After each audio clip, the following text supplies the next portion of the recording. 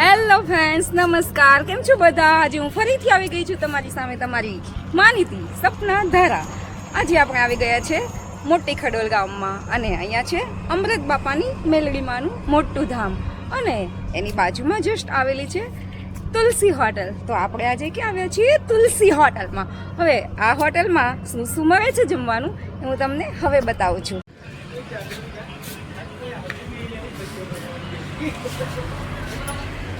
હા તો ફ્રેન્ડ્સ, આપણે પ્રવેશી ચૂક્યા છીએ હોટલ તુલસીની અંદર. આ છે હોટલ તુલસીનો હોલ, કોમન હોલ. અહીંયા કસ્ટમર પણ આવેલા છે, તમે જોઈ શકો છો.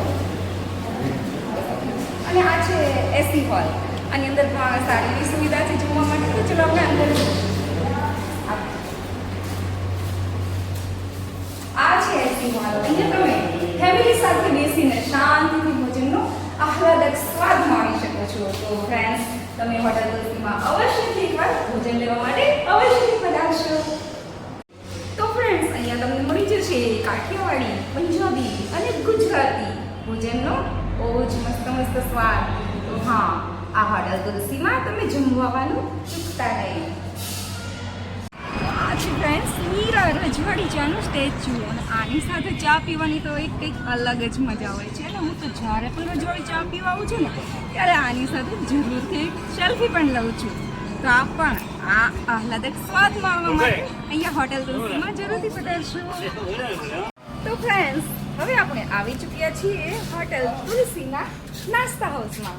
આ નાસ્તા હાઉસમાં ટોટલી ચાઇનીઝ આઇટમ મળી રહેવાની છે. અને એમાં છે મંચુરિયન રાઈસ, ચાઇનીઝ ભેળ, મંચુરિયન રાઈસ, મંચુરિયન નૂડલ્સ, આવી અનેક જાતની ચાઇનીઝ વાનગીઓ તમને અહીંયા ખાવા મળી જવાની છે. તો હા, તમારે જો જમવું ના હોય, તમને ઓછી ભૂખ લાગી હોય તો તમે અહીંયા નાસ્તા હાઉસમાં આવી શકો છો અને અહીંયા નાસ્તાનો સ્વાદ માણી શકો છો. અને હા, અહીંયા છે ચાનું કાઉન્ટર. તો ફ્રેન્ડ્સ, હવે આપણે આવી ચૂક્યા છીએ અમૃત બાપાની મેલડી ધામ એના એકદમ સાનિધ્યમાં, એકદમ સામેની સાઈડમાં રજવાડી ચાની મોજ માણો. આ છે રજવાડી ચા. એની ચા જો તમે એક વખત પીશો તો તમે વારંવાર આવશો. હા, તમે મેલડીમાંના દર્શન કરવા તો આવો જ છો, તો હા, ચાનો સ્વાદ પણ માણતા જજો. બહુ મસ્ત ચા છે રજવાડી ચા. હા, એટલી બધી ટેસ્ટી છે. એકવાર તો તમે જરૂરથી પીજો. અને હા, ચલો ફ્રેન્ડ્સ, હવે હું તમને ગાર્ડન પણ બતાવી દઉં. ચલો ગાર્ડન જોવા જઈશું. તો ફ્રેન્ડ્સ, આપણે હવે આવી ચૂક્યા છીએ હોટલ તુલસીના રોયલ ગાર્ડનમાં. આ છે હોટલ તુલસીનો ગાર્ડન. અહીંયા તમે તમારા ઘરના નાના મોટા પ્રસંગો જેવા કે birthday party, kitty party, engagement party, anniversary party, કોઈ પણ પાર્ટી હોય તમે આરામથી કરી શકો છો. અહીંયાની વિશાળ જગ્યા એટલી બધી છે કે તમે 500 માણસો લઈને આવશો તો પણ તમારી પાર્ટી છે એકદમ એન્જોયફુલ બની રહેવાની છે.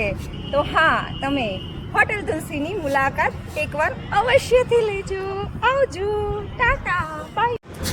તો આ જોઈ શકો છો ફ્રેન્ડ્સ, આ છે હોટલ તુલસીનો રેસ્ટ એરિયા. અહીંયા તમે તમારા ફેમિલી સાથે, ફ્રેન્ડ સાથે, તમારા પ્રિય પાત્ર સાથે, પસંદગીના પાત્ર સાથે તમે અહીંયા આવીને બે ઘડી શાંતિથી બેસી શકો છો, ગપ્પા મારી શકો છો, વાતો કરી શકો છો.